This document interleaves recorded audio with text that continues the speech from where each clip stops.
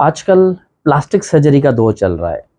हर कोई plastic surgery की तरफ जा रहा है। लोग अपनी सर्जरीज़ करवा रहे हैं, कुछ अपने लिप्स ठीक करवा रहे हैं, कुछ नोज़ ठीक करवा रहे हैं, कुछ अपने जो है ना डार्क सर्कल्स पे काम कर रहे हैं। उनको लगता है कि उन्हें डार्क सर्कल्स होते हैं। कुछ लोगों को लगता है कि उन पे मुँह पे कोई निशान है, या इवन कुछ लोग जो है ना अपने कान का ट्रीटमेंट करा रहे हैं। उनको लगता है कि कोई ना कोई उनमें फ़िज़िकल प्रॉब्लम है।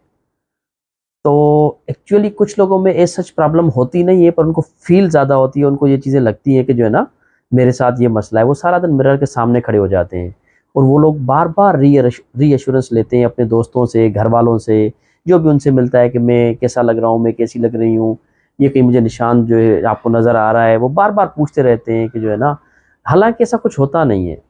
ये ज़्यादातर उन लोगों में होता है जिन लोगों की जो है ना बेसिकली जो जॉब सर्कल जिन लोगों का है वो कोई एलीट क्लास का होता है, जो जहाँ कोई कोई एयर होस्टेस होती है, कोई कॉर्पोरेट लेवल पे काम करते हैं, या कोई शोबिज़ में काम करते हैं लोग जो है ना, फ़िल्म इंडस्ट्री में आते हैं, ड्रामाज़ में जो काम करते हैं लोग, जहाँ उनका उठना-बैठना जो है ना पार्टीज़ में ज़्यादा होता है। तो वो लोग ओवर कंसर्न्ड हो जाते हैं अपने लुक्स के बारे में और फिज़िकल अपीयरेंस के बारे में, क्योंकि पीयर प्रेशर बहुत होता है, दोस्तों का प्रेशर बहुत होता है। हर कोई टिप-टॉप रहना चाहता है, हर कोई चाहता है कि मैं खूबसूरत लगूँ, मैं सेंटर ऑफ द अटेंशन लगूँ, जो है ना मुझे हर कोई देखे। तो वो छोटी-छोटी बात अपने अंदर नोट करना शुरू कर देते हैं। उस वजह से उनकी जो सोशल लाइफ़ है, जो उनकी डे टू डे एक्टिविटीज़ है, वो बेसिकली डिस्टर्ब हो जाती है। मीन्स वो एक बीमारी से सफ़र करते हैं जिसका नाम है बॉडी डिस्मॉर्फिक डिसऑर्डर। हालाँकि उनमें कोई प्रॉब्लम या डिफेक्ट होता नहीं है, बट उनको महसूस होता है, उनको लगता है कि ये चीज़ उनमें है, ये उनके ऑब्सेशंस है, ये उनकी सोचें हैं, जो उनके दिमाग में आती हैं बार-बार। और वो जब प्लास्टिक सर्जरी करवाते हैं, किसी डॉक्टर के पास चले जाते हैं, वो प्लास्टिक सर्जरी हो जाती है। जबकि एज़ सच कोई प्रॉब्लम होता नहीं है, प्रॉब्लम होता है यहाँ दिमाग में, सोचों का मसला होता है। पर वो इलाज क्या करवा रहे हैं? इलाज करवा रहे हैं होंठ का, नोज़ का या चीक का। तो महीने के बाद ये होता है कि उस प्लास्टिक सर्जन और जो है ना पेशेंट के बीच में कोई ना कोई क्लेश आना शुरू हो जाता है, क्योंकि वो कंप्लेन करना शुरू कर देता है कि वो जो चीज़ मेरी थी, नाक तो मेरी अभी भी टेढ़ी है, होंठ तो मेरे अभी भी वैसे ही हैं, क्योंकि शायद प्लास्टिक सर्जन ने कहीं मिस कर लिया कि उनको इशू जो था वो साइकोलॉजिकल इशू था।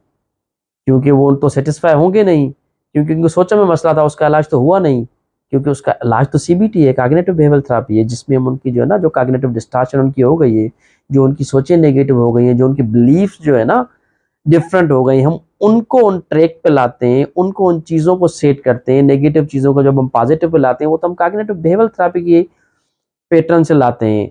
तो वो तो कोई थेरेपिस्ट ही कर सकता है, कोई साइकोथेरेपिस्ट ये चीज़ कर सकता है, कोई क्लिनिकल साइकोलॉजिस्ट ऐसे कर सकता है, साइकियाट्रिस्ट ऐसे कर सकता है, प्लास्टिक सर्जन तो नहीं कर सकता। तो मेरी एक रिक्वेस्ट रहेगी प्लास्टिक सर्जन्स को स्पेशली, जब भी ऐसे पेशेंट आपके पास आए, जब आप उनकी हिस्ट्री लेते हैं बिफोर द सर्जरी, अगर आपको कहीं लगता है कि ये लोग सैटिस्फाई नहीं हो रहे या ये लोग ओवर कंसर्न्ड हो रहे हैं अपने लुक्स के बारे में और एज सच उनमें कोई डिफेक्ट नहीं है, तो उनकी साइकियाट्रिक इवैल्यूएशन ज़रूर करवाएँ, ताकि आफ्टर ट्रीटमेंट कोई प्रॉब्लम ना आए।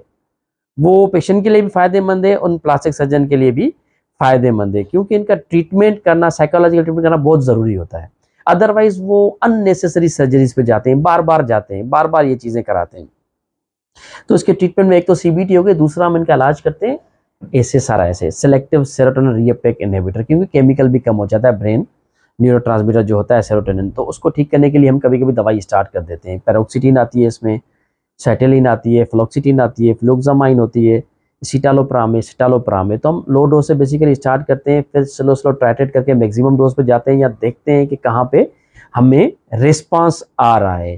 क्योंकि इस बीमारी की वजह तो ज़्यादातर पीयर प्रेशर और एनवायरमेंटल फैक्टर्स होते हैं, पर कुछ फैमिलीज़ में भी ये चीज़ रन करती है, जेनेटिक भी इसके काज़ेज़ हो सकते हैं। जो हमारा जीन है वो तो आजकल हर चीज़ में इन्वॉल्व हो गया है, इवन जो पर्सनैलिटीज़ हमारी जो है ना डेवलप होती हैं, जो सारी चीज़ें जेनेटिक मेकअप जो है ना, डायबिटीज़ हो गया, हाइपरटेंशन का जेनेटिक में बहुत इंपॉर्टेंट है। अगर किसी फैमिलीज़ में ये चीज़ रन कर रही है, तो उनके बच्चों में भी इस चीज़ के चांसेस ज़्यादा बढ़ जाते हैं। तो हमें बेसिकली विजिलेंट रहना होगा। अगर ऐसे केसेस हम देख रहे हैं, या हमारे कोई रिश्तेदार हैं ऐसे, या हमारे दोस्त हैं, तो हम उनको किसी क्वालिफाइड साइकोथेरेपिस्ट के पास भेजें या क्वालिफाइड साइकियाट्रिस्ट के पास भेजें, ताकि उनकी सोचों पे काम किया जा सके और वो जल्द से जल्द नॉर्मल हो सके और अपनी रूटीन लाइफ में अपनी ज़िंदगी जिए।